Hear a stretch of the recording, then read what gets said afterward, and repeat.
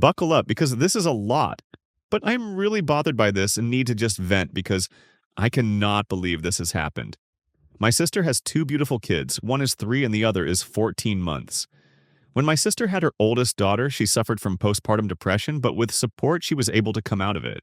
She didn't really bond with the kid much after, though. Occasionally, she would do fun things with her, but it was very rare. Shortly after, I had my son, and I was over the moon.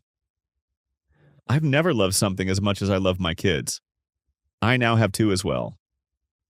When she found out she was pregnant with her second, she didn't get as excited as she did with the first, but as the pregnancy progressed, she was getting more excited. Fast forward to the second kid being born. She didn't show any signs of postpartum depression, but she bonded with the second kid way more than she did with the first.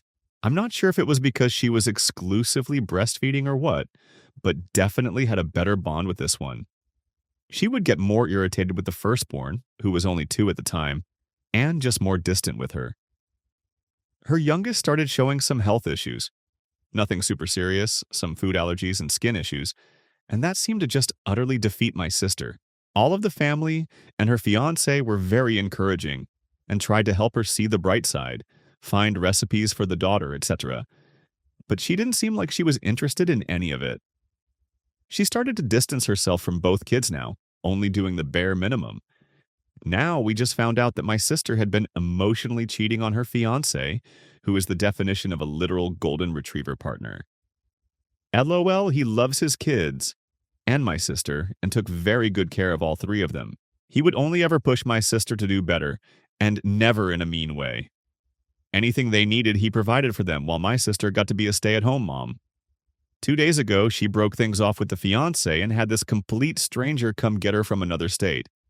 She has never met him and only been FaceTime or playing on Xbox for about a month.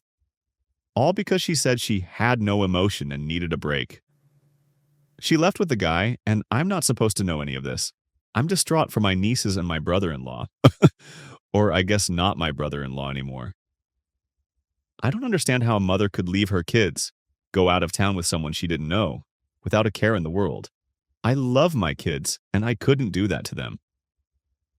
Part of me wonders if it's postpartum depression or maybe a manic episode. I genuinely don't know. I've also learned some other things about how she's been recently that just make me think I never really knew who my sister was, and that's heartbreaking because she was my best friend. I cannot condone that behavior. My brother-in-law is filing for emergency custody, but I hope she doesn't try to take those kids from him because she doesn't deserve them. They deserve stability, and she's clearly not stable. Ugh. Update 1. Since some of you have asked, I'll update on the little bit of info we have. So, my brother-in-law changed phone plans and did not include her on his new bill. She called him and asked him why he didn't put her on it.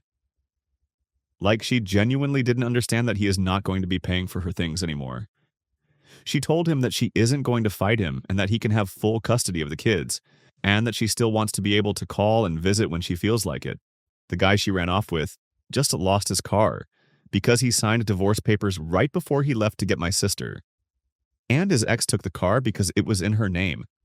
LOL, karma is beautiful. She also told my brother-in-law that she plans on moving back with the new guy so they can be close to her kids. I don't get her logic in any of this, really. Also, people have asked for some answers here. Brother-in-law is 22. My sister asked my brother-in-law not to tell us, my mom and I, because she did not want us to get in the way of her being able to see her kids or to judge her. Too late. My brother-in-law doesn't want her to know we know until after all of the court stuff is finalized. He's doing okay. Him and his mom are actually going to be moving a little closer to our family so we can all help out with the kids. It takes a village, and he's definitely got one. Since my sister has been out of the picture for a week now, the youngest kid has taken her first steps, and the oldest seems genuinely happier. I'm coming from a much less angry place. I still cannot stand that she did this, and I am cutting contact with her. My partner and I are supporting my brother-in-law as much as we can with 2 kids of our own. This whole situation has been insane. I'll update more if anything else happens. Thank you to everyone who gave advice and didn't judge me venting. Once this all isn't so fresh, I'm going to show my brother-in-law the thread and let him see that it was not his fault. Top comment, somebody said, I understand all your pain and curiosity and feelings of being lost. All I can offer is this: you are extremely unlikely to ever find the real answers you need from her. Shift your focus. If you really speak that highly of her fiancé, their dad, then start there. I don't care what you are supposed to know or not. Call him. Offer support. Make it clear that no matter what she does or the rest of your family do, that the kids are your number one concern. You just want to be there for them and by default him. You are 10 times more likely to find the real answers that will help you feel at ease and happy again in those actions than focusing on her. Original poster replied, I needed to hear that. I think I can't wrap my mind around it because I could never do that to anyone, like especially my kids. Someone said, hey, so my sister is doing this to my niece because she found a coworker who love bombs her with gifts and attention and sweet nothings. My brother-in-law is allowing it because she's happy. Meanwhile, my 7-year-old niece is asking my aunt, who's 70 and watching her when she isn't in school, keeping her overnight, why her mommy doesn't see her anymore. Talking about missing her mommy. I don't know what's going on in the air right now, but you have my deepest sympathy and condolences. I'm no longer speaking to my sister and she's withholding my niece from me. I hope all the best to your brother-in-law. I hope your nieces know they are loved so deeply. Original poster replied, I'm so sorry you're dealing with something too. I hope you get to talk to your niece soon. It sucks when family does something like this update. Okay, so I have a few updates to this absolute insanity of a situation. First, I posted the first update as an edit to the original post. Since then, my sister called my mom and asked her for any legal contacts, so she looks like she has her crap together. My mom told her no, and that she isn't going to help her because she abandoned her children. My sister is still convinced that she did not abandon them. She yelled at my mom, stating that she hasn't left them and that she's only 3 hours away and calls to talk to them every night. She doesn't. She has called a few times, but not every day. She's still planning on moving back home with this new guy so she can be closer to the kids. But I'm pretty sure my brother-in-law is only going to allow her to have supervised visits since she has made comments about just taking the kids and how she should have done that from the start. Her best friend suggested it. When my mom tried to reason with her and ask her why she didn't just come her response was, I just want to be on my own, which I find ironic because she hasn't been on her own ever, and she's still not on her own. She is still mooching off of another guy with a job, and she still doesn't have a job, a license, or her general educational development test. We have all offered to help her get those things, but she has no drive to actually do it. Brother-in-law and his mom are moving closer to me and my parents, so we can all help each other and hopefully make things easier. On brother-in-laws, he tries to be a single dad with 2 toddlers. Brother-in-law is much better spirits. He was upset until my sister called him while she was naked and asked him for money, and then she proceeded to put on the other guy's hoodie and walk around the house until he could see the other guy in the background. My brother-in-law said at that point he knew he was never getting her back and didn't want her back, and he's doing much better. He has good days and bad days, but the good are outweighing the bad. The kids are actually thriving without my sister there too. My sister would parent by just turning on TV and letting them do whatever, but brother-in-law is much more involved with them, as is his mom. If anything else crazy happens, I'll post another update, but for now, I think we are just waiting for all of the long-term court paperwork to be submitted. He got emergency custody, and it was filed that she abandoned them and fled the state. Thank you to everyone who has let me vent and given some good advice. This has definitely been a roller coaster. My sister made a big deal of me eating at a hospital cafeteria and then had her friends steal and dump my bike just because I made her apologize to me. Now she's being ridiculed by everyone. Okay, hear me out. I work just a few blocks away from a hospital and get there pretty quickly by bicycle. Their cafeteria is quaint with good prices, so usually once a week or so I'll go there for lunch. The food isn't what I would call amazing, but they have a nice variety from time to time. The staff even recognize me and are always pleasant. They don't mind that I'm just there for lunch. And it's far quieter eating there than at any local restaurant. I'm on the spectrum and don't like loud noises. So the quiet lunches in this place are a godsend for me some days. Recently, my sister found out I've been eating at the hospital. and went off on me over how hospital cafeterias are only supposed to be there for people who are at the hospital because they need to be. I retorted that I was giving them business, and it's not like I was taking food out of the mouths of patients. And I only went once a week. So what was the big deal? But she still insisted I was wrong. Then she got our parents involved, and they're siding with her. They are telling me I should only be eating at the hospital if I had an actual reason to be there. I told them they were all crazy, and it was just normal food that I was paying for. But now because neither they or I are backing down, I'm torn. Am I the a-hole for going to eat lunch in a hospital cafeteria once a week just because I work nearby? My sister got mad at me for regularly eating in a hospital cafeteria and got our parents on her side. The rest of the family laid into them for it. So my sister decided to prank me as revenge by literally having my bike stolen and dumped. I nearly called the cops. I really apologize for the length of this post, but writing down all the details took way longer than I thought. And this situation was downright crazy. I never thought my sister would do something like this. Not too long ago, I, 23, male, posted in Reddit AM, the a-hole forum for advice because my parents and sister were angry at me for regularly eating in a hospital cafeteria because it's close to my work. I enjoy the peace and quiet there on the days I do show up to eat. But this situation escalated so radically that I can't believe something so dumb actually happened. My sister did the pettiest thing she's ever done to me. And for completely undeserved reasons too. When my sister found out I was eating at the hospital cafeteria, she went off on me over how that food is just for people who are at the hospital because they need to be. We ended up in a big argument about it in which I told her it wasn't like I was taking food from the mouths of patients. Then she went to our parents to get them on her side, like always. And they immediately sided with her, just like I thought they would. They backed her up on how the hospital cafeteria was not a place to go eating casually. And we had a big argument. They spent days hounding me and telling me I was wrong and demanding I stop. So I went to Reddit. And here I learned that not only was I not doing anything wrong, but it's a very common thing for people to go eat at hospital cafeterias just because they like it.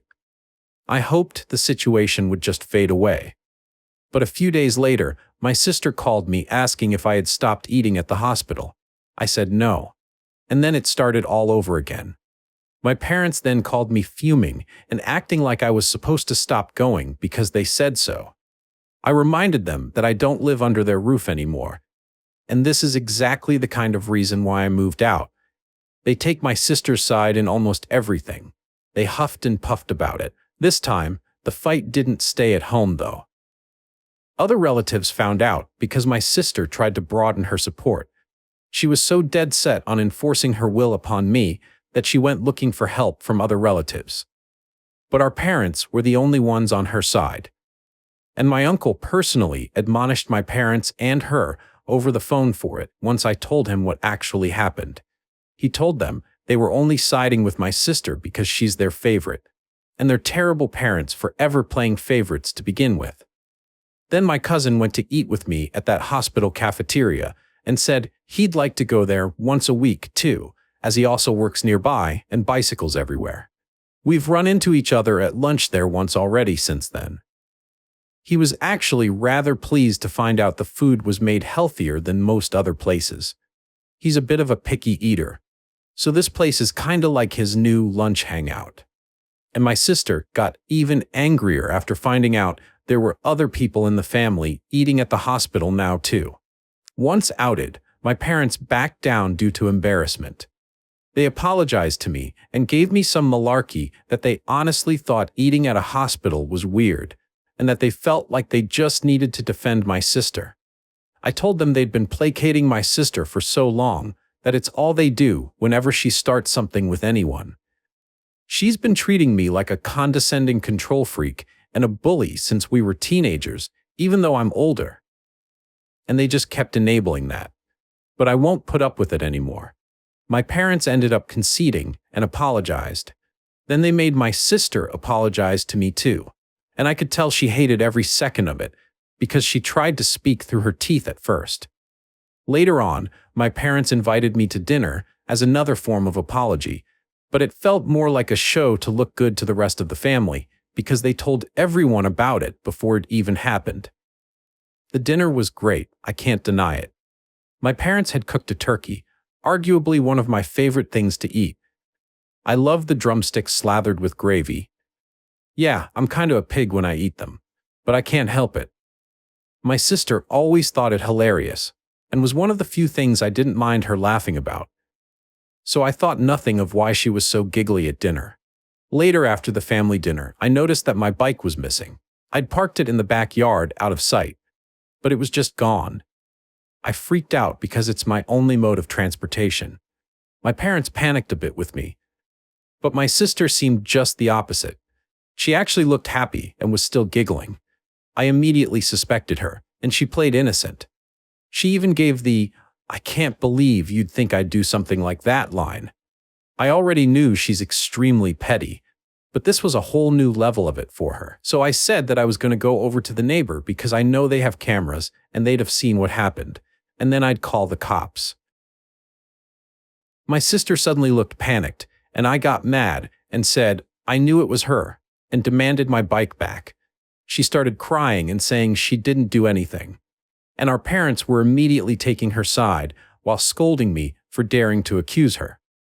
So I had enough and said I was going to the neighbors to ask to check their cameras, and then I'd be calling the police. My sister finally fessed up and called me to come back. The looks on our parents' faces after they just defended her were priceless. My sister said she was just so angry at me for having made her apologize for something she still believed she was right about. So she planned to have a couple of her friends come and grab my bike during dinner. She said her friends were in a minivan with it just down the street. She then started saying that I couldn't call the police on her anyway because I'm her big brother. Our parents backed that up too. But I pulled out my phone and started marching outside again. They ran after me with my sister, begging and crying for me to stop. I called her a brat, and then I told my parents I couldn't believe they were still defending her when she was acting this way. Our parents finally hit their enabling limit with her and told her to make her friends bring my bike back immediately. She got on her phone while sniffling and called her friends up. But then she suddenly ran into her room to talk to them. I couldn't hear a thing she said through the door because it was all in whispers, and our parents looked very worried too. My sister would never have willingly admitted she had my bike stolen. She just kept sobbing that it was only a prank over and over again, and she also kept using the excuse that it's just a cheap bike anyway. I bought it a few months ago for $50, but it's in great shape, and it's my main mode of transportation. My sister kept looking at our parents to back her up, and that time they just couldn't. So she just slumped down in a chair, hugging her knees and waiting with the rest of us. My sister looked increasingly freaked out the longer her friends took to bring my bike back and was repeatedly texting them. Even though my sister said her friends were just down the street, it took them roughly an hour to bring my bike back. They finally pulled up in the minivan with my bike shoved in the back, and it was completely soaked and all muddy, like it had just been pulled out of a wet, muddy ditch. The bike is a 700C, so it's too tall for either of them to ride. So they just drove right up and stole the bike by dragging it into the van as fast as they could before taking off. I say they stole it because I was almost certain the moment my sister had told them to dispose of my bike. Had I not pointed out the neighbors have cameras, I may not have gotten it back. When her friends did finally arrive, their legs were all muddy and wet, nearly up to their knees. They both begged me not to report them to the police for taking the bike. I asked while recording them to tell me the truth, and pointed out the neighbors have cameras. Did my sister want them to get rid of my bike? They broke down and said yes. My sister wanted them to take the bike and dump it in a pond a few miles away, and they had to go back and get it when they realized they were caught. My bike had been nearly completely submerged in muddy water. Thankfully, I didn't have many added accessories on it other than a detachable headlight and my water bottle. But the water bottle was missing. I wasn't surprised by what my sister's friends told me, and I had them tell our parents too. They laid into my sister till she was bawling on the floor, kicking and pounding like a toddler. I had never seen my sister act that way since she actually was a toddler, and I found it mortifying that she was still like this on the inside. Then she shut herself in her room. Her friends were banned from ever coming to my parents' house again. Then my sister was forced to come out of her room by our mother and make another big apology to me. Our father then forced her to wash and oil my bike from stem to stern under his supervision while I took apart the headlight and cleaned it out to dry it. By the time my sister was done, it was dark outside. She glared at me like I was the devil when she came back to the house. But our parents shut her attitude right down and said they've never been more embarrassed by her in their lives. She went back to crying in her room. I had a very frank discussion with my parents about my sister's childlike behavior and how it stemmed from their spoiling and enabling. I said I couldn't believe I had to be the voice of reason. But the fact that she was on the floor crying like a toddler, kicking and pounding, showed that she's still mentally a child because of them. And they kept making me the scapegoat when she screwed up, so she barely knows any sense of accountability. For once, they didn't argue with me about it. And then my father silently drove me and my bike back to my apartment with his SUV. He also gave me some money to replace my bike's missing water bottle before we parted. My sister and her clique used to harass me a fair bit whenever we ran into each other. They made fun of me as a group whenever possible. And I usually just ignored them because they bored me. And that really seemed to tick them off. But after the bike incident, I got sent numerous messages from numbers I didn't know cussing me out for making my sister cry over a silly prank. Knowing her, my sister probably fed everyone she knew a very different story on what happened. I texted lengthy replies of what actually happened, and even stated I have recordings of her friends admitting the truth.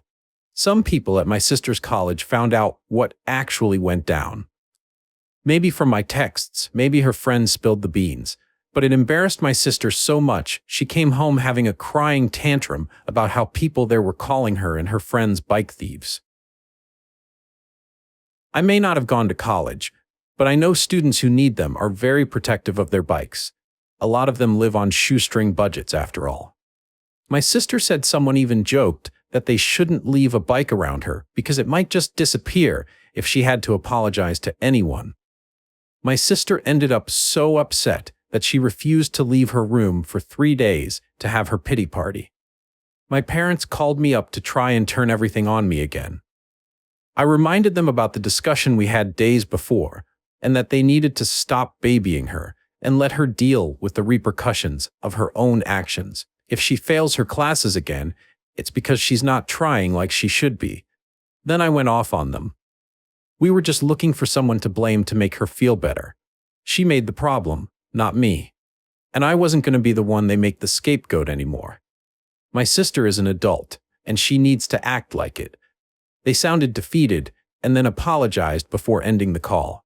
Looks like they were genuinely hoping I'd just sit back and take the blame so my sister would get better. But I never will again. Now my parents are trying to pretend this all never happened, and my sister as well as her clique are avoiding me at all costs. Which I suppose is fine with me, because I don't want any more drama. But the next time something like this happens, I won't take it from them.